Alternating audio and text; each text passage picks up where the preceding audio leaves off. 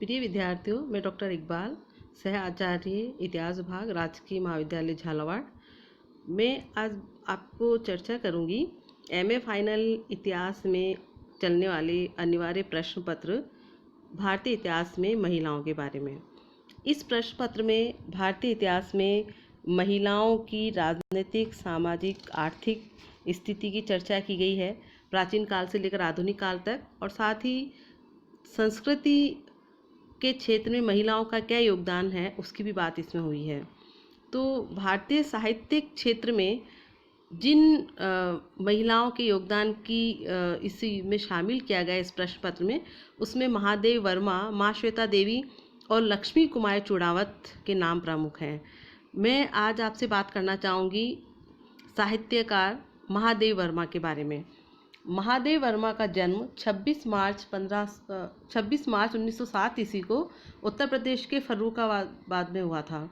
उन्होंने दर्शन शास्त्र में एमए किया, लेकिन लेखन की शुरुआत उन्होंने ब्रज भाषा में की और फिर खड़ी बोली हिंदी में गीतों की रचना करके उन्होंने छायावादी रहस्यवाद की विषय वस्तु प्रस्तुत की। उनके छायावादी युग के काव्य संग्रह निम्न प्रकार हैं: निहार 1930, रश्मि 1932, निर्जा 1935, सांध्य गीत 1936। इन चारों रचनाओं को 1940 ईस्वी में यामा नाम से प्रकाशित किया गया है, जिस पर उन्हें 1982 का ज्ञानपीठ पुरस्कार प्रदान किया गया। महादेवी छायावादी युग के प्रमुख रचनाकारों जयशंकर प्रसाद, निराला और सुमित्रा नंदन पंत के साथ महत्वपूर्ण स्तंभ मानी जाती है। उन्हें आधुनिक मीराबाई भी कहा गया है। वह साहित्य और संगीत में निपुण होने के साथ साथ कुशल चित्रकार और सृजनात्मक अनुवादक भी थी। काव्य संग्रह यामा के लिए ज्ञानपीठ पुरस्कार के अलावा उन्हें भारत भारती, पद्म विभूषण, साहित्य अकादमी, द्विवेदी पदक, मंगला प्रसाद पारितोषिक इत्यादि अनेक पुरस्कार व सम्मान प्राप्त हुए। महादेव वर्मा की प्रमुख कृतियाँ निम्नलिखित हैं: अतीत के चलचित्र जो 1941 में प्रकाशित हुआ, श्रृंखला की कड़ियाँ 1942, स्मृति की रेखाएं 1943, शरणदा 1956, पथ के साथी जो कि एक संस्मरण है 1956 में प्रकाशित हुआ, साहित्यकार की आस्था तथा अन्य निबंध 1960, मेरा परिवार जिसमें पशु पक्षियों के संस्मरण शामिल है 1971, चिंतक के क्षण 1986। महादेव वर्मा उत्तर प्रदेश के विद्या परिषद की सदस्य थी। उस दौरान दिए गए भाषणों में वह शिक्षा के विकास के प्रति राज्य की उदासीनता की वजह से चिंतित दिखाई देती हैं। उनका कहना था कि हमारी कला, हमारा साहित्य, हमारा सारा सृजन मनुष्य की गरिमा के लिए होना चाहिए। 20वीं सदी की भारतीय सृजन धारा में महादेवी वर्मा की विलक्षण उपस्थिति रही है। उन्होंने गीतों से लेकर गद्य की विविध विधाओं में निरंतर सृजन और कला, साहित्य, संस्कृति से लेकर महिलाओं की दशा से जुड़े मौलिक चिंतन से अपनी अलग पहचान बनाई है। उन्होंने कविता, कहानी, निबंध, संस्मरण आदि विविध विधाओं में लिखा है। काव्य रचना के कारणों पर विचार करते हुए उन्होंने प्रतिभा को मुख्य प्रेरक तत्व माना है। उनका कहना था कि साहित्य सृजन केवल रुचि, इच्छा या विवशता का परिणाम नहीं है, क्योंकि उसके लिए एक विशेष प्रतिभा और उसे संभव करने वाले मानसिक गठन की आवश्यकता होती है। प्राय महादेवी को जीवन और समाज से परे अंतर्मुखी कहा जाता रहा है, किंतु वे अपनी काव्य सृष्टि और सृजन दोनों में साहित्य की समाज सापेक्षता की पक्षधर हैं। उन्हें साहित्य की शक्ति पर अपार विश्वास था। उन्होंने लिखा है, संतान का जन्म माता की पीड़ा का भी जन्म है। इसी प्रकार साहित्य भी समाज में समाज के लिए निर्मित होकर भी उसमें कोई उद्वेलन, कोई असंतोष उत्पन्न करता ही है। ऐसी स्थिति में समाज साहित्य को सामाजिक और श्रेष्ठ सामाजिक कर्म के रूप में स्वीकार न करे तो आश्चर्य नहीं। महादेव वर्मा के काव्य के प्रमुख पक्षों की हम बात करें तो सबसे पहले मैं बात करना चाहूँगी आध्यात्मिक प्रेम की। महादेव वर्मा की कविताओं में उस अज्ञात असीम प्रिय के प्रति प्रेम का समर्पण किया गया है। उस भूमि का स्पर्श करते ही प्रेमी और प्रिया का अंतर मिट जाता है। जैसे, मैं कण कण में ढल रही हूँ, आंसू के मिस प्यार किसी का, मैं पलकों में पाल रही हूँ, वह सपना साकार किसी का। इसी प्रकार उनकी कविताओं में हमें रहस्य भावना भी दिखाई देती है। वे कहती हैं, विश्व के अथवा प्रकृति के सभी उपकरणों में चेतना का आरोप छायावाद की पहली सीढ़ी है, तो किसी असीम के प्रति अनुराग जनित आत्म विसर्जन का भाव अथवा रहस्यवाद छायावाद की दूसरी सीढ़ी है। महादेवी का काव्य इस कसौटी पर रहस्यवाद का उत्कृष्ट काव्य है। जैसा कि इन पंक्तियों में स्पष्ट होता है, मधुर मधुर मेरे दीपक जल, युग युग प्रतिदिन प्रतिक्षण प्रतिपल, प्रियतम का पथ आलोकित कर। उनकी कविताओं में हमें दार्शनिक विचारधारा के भी चिन्ह दिखाई देते हैं। उनकी प्रौढ़ रचना रश्मि में दार्शनिक विचारधारा बहुत अधिक दिखाई देती है। इस संग्रह की कविताओं में अद्वैतवादी दर्शन की स्पष्ट छाप है। सांध्य गीत में दार्शनिक विचारधारा की एकाग्रता मिलती है। इसमें सुख दुख का समन्वय किया गया है। इसमें कवियत्री की साधना का स्वरूप पूर्ण रूपेण स्पष्ट है। रहस्य भावना भी इसमें दिखाई देती है। वे लिखती हैं, तोड़ देता खींच कर जब तक ने प्रिय वे मृदुल दर्पण, देखते उसके अधर सस्मित सजल दुर्ग अलख आनंद। उन्होंने दीप शिखा में अपने परम विश्वास एवं आस्थाओं की अभिव्यक्ति की है। भीति क्या यदि मिट चली, नभ से ज्वलित पग की निशानी, प्राण में भूखे हरी है पर सजल मेरी कहानी। महादेवी वर्मा की रचना संधिनी में अद्वैत दर्शन से प्रभावित आत्मा परमात्मा के संबंध को स्पष्ट किया गया है। तुम हो विधु के बिंब और मैं मुग्धा रश्मि अजान।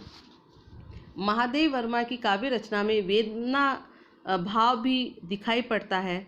महादेवी इस दुख के अस्तित्व को स्वीकार करती है। उनकी वेदना अनुभूति में निराशा का अंधकार और भौतिक दुखों का संताप नहीं है। उनका वेदना भाव सृष्टि व्यापी बनकर अवतरित हुआ है।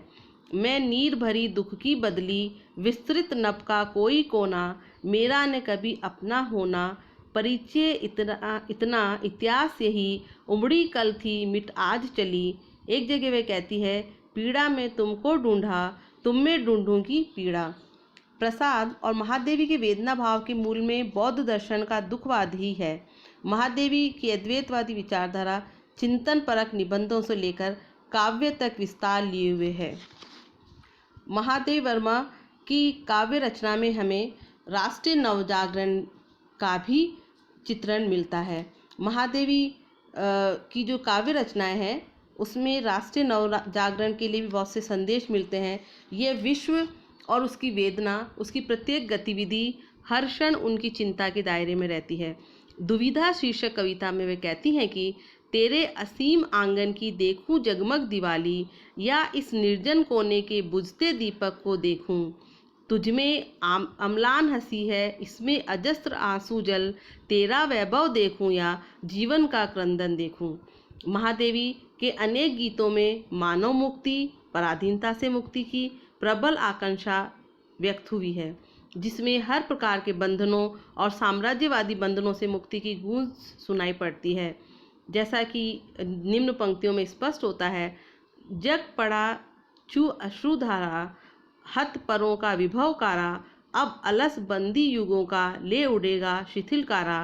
पंख पर सजल सपने तोल दो, कीर का प्रिय आज पिंजर खोल दो। कीर यानी तोता का बिंब एक गुलाम बंधन युक्त मनुष्य का प्रतीक है, जो सीमित दायरे में रहकर उससे मुक्त होने को बेचैन है। महादेवी उस पिंजरे को खोलकर कीर यानी तोते की मुक्ति की आकांक्षा व्यक्त करती है। अब विद्यार्थियों, मैं आपसे बात करना चाहूँगी महादेवी वर्मा की रचनाओं में नारी विमर्श के ऊपर जो चर्चा हुई है उसके संदर्भ में हम देखेंगे कि नारी विमर्श के किन किन पक्षों को उन्होंने छुआ है। तो महादेवी का जो गद्य साहित्य है मूलतः समाज केंद्री है, जिनके कारण नारी जीवन की विडंबना और यथार्थता को उन्होंने अपने लेखन से उसके हर रूप को चित्रित किया है।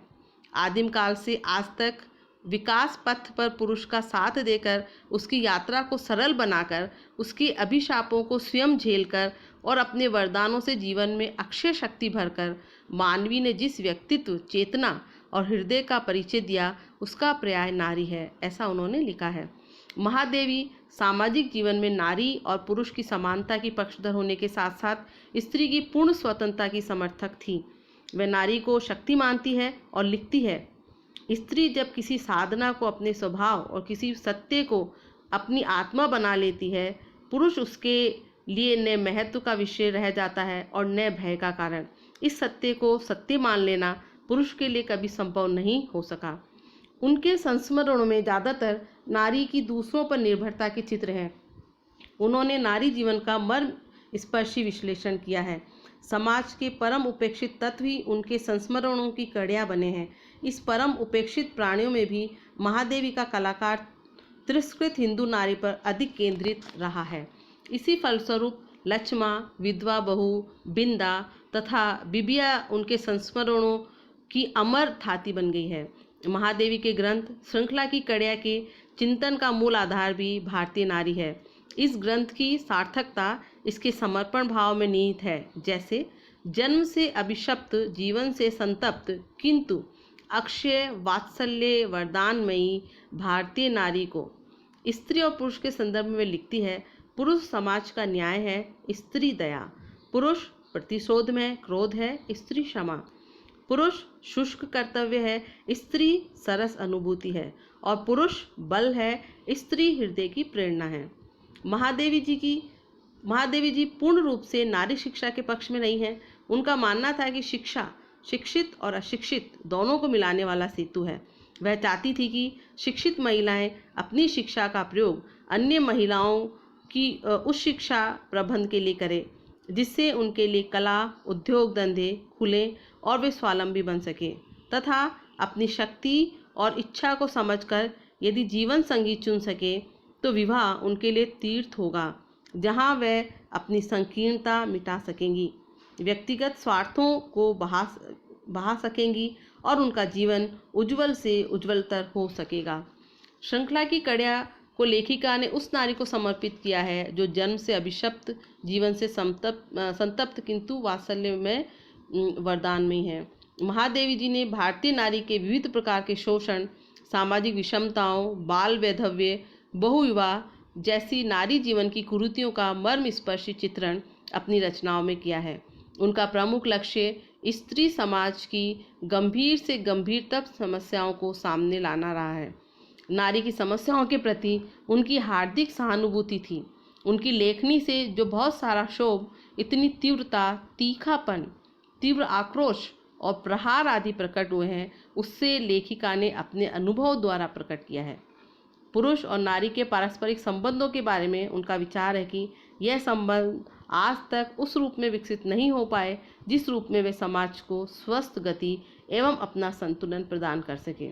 इस दृष्टि से नारी के प्रति गहरी श्रद्धा व्यक्त करते हुए महादेवी ने लिखा है कि आदिम काल से आज तक विकास पथ पर पुरुष का साथ देकर, उसकी यात्रा को सरल बनाकर, उसके अभिशापों को स्वयं झेलकर और अपने वरदानों से जीवन में अक्षय शक्ति भरकर मानवी ने जिस व्यक्तित्व, चेतना और हृदय का विकास किया है, उसी का पर्याय नारी है।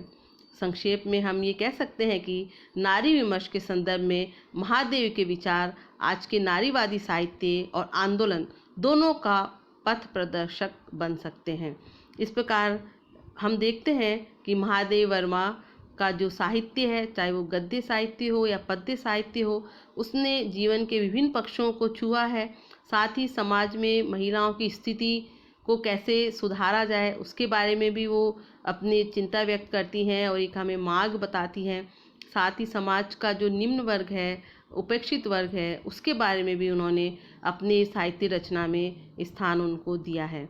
और साथ ही उनकी जो पद्य रचनाएं हैं वो विभिन्न क्षेत्रों में हमें जो एक मार्ग दिखलाती है, चाहे वो रस्यवाद हो, आध्यात्मिक हो या वीर वेदना हो, सारे सौंदर्य अनुभूति हो, वो सारे पक्ष उनके साहित्य में हमें नज़र आते हैं।